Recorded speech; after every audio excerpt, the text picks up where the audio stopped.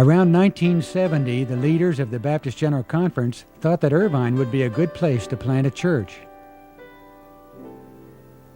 Back then, most of the planting around these parts was being done by farmers. When the folks from the conference looked out across the fields, they envisioned people coming to a church from the thriving city of Irvine.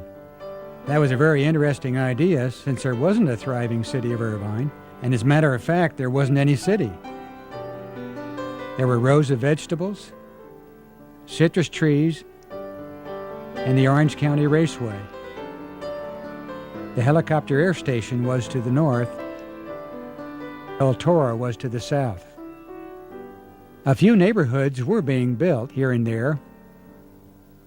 University Park, Turtle Rock, and the Racket Club.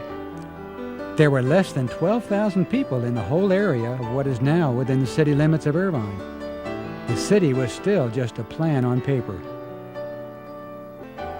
Even before there was a city, even before the farmlands were transformed into neighborhoods, even before there was a large population, and even before there was a nucleus of interested families, a church was being planted. The church was established solely on the faithfulness of God and the projected possibilities of the people that were to come. That's what makes Woodbridge unique. God has been faithful, and so have the people that He brought into the fellowship. Before the church was started, the conference came to Rich Samuelson and asked him to begin a work in Irvine based on projected possibilities. He and Cookie accepted and set out to find a few like-minded believers who could help. Rich became the first pastor of the church. One of the first couples to lend a hand was Bill and Shirley Cox. Different people opened their homes for the first meetings. Irvine Hills Community Church seemed to be an appropriate name for our congregation. During Rich's ministry, the church grew from 0 to over 130 members. The land for our present location was purchased in the Irvine Company's showcase village of Woodbridge, and plans were drawn up for our building. The name was changed to Woodbridge Community Church, and that's what we're called today. We were still meeting at Rancho San Joaquin Middle School at the time Andy Aquistapace became the second pastor of the church. I came to Woodbridge in 1980, I think, and then I was called to be the pastor of the church. And I saw God do so many wonderful things. I think the most exciting part of that was seeing people come to Christ. And that was so exciting. Then, of course, to be there for the building of the first building.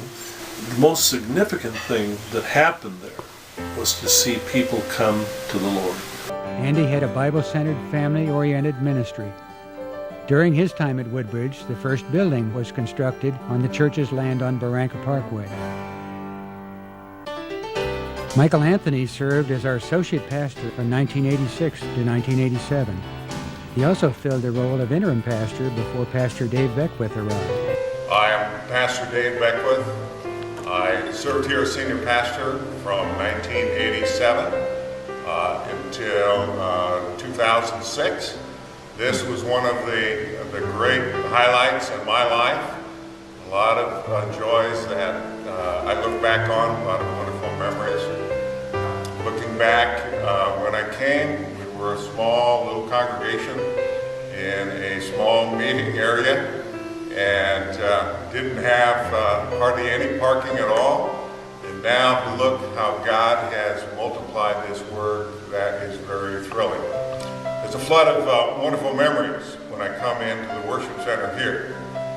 But I distinctly remember an incredible worship time that I had here while this was still under construction. But my prayer of dedication was that we would love God and we love people. Moments that I look back with thankfulness for what God had done to bring us to this point. Thankfulness for His faithfulness in the process. Thankful as I looked ahead and thought, here I am worshiping alone in this building, but hundreds are going to follow after me. I may have been in here for the first worship service. In the worship service, we didn't have any ushers, no worship team. No offering was taken. In fact, I was the only person here. But I distinctly remember an incredible worship time that I had here while this was still under construction. Of course, the story doesn't end there. In December 2007, Pastor Dave retired and Associate Pastor Frank Winans began an interim term that would extend through September 2008, when he was installed as the new senior pastor.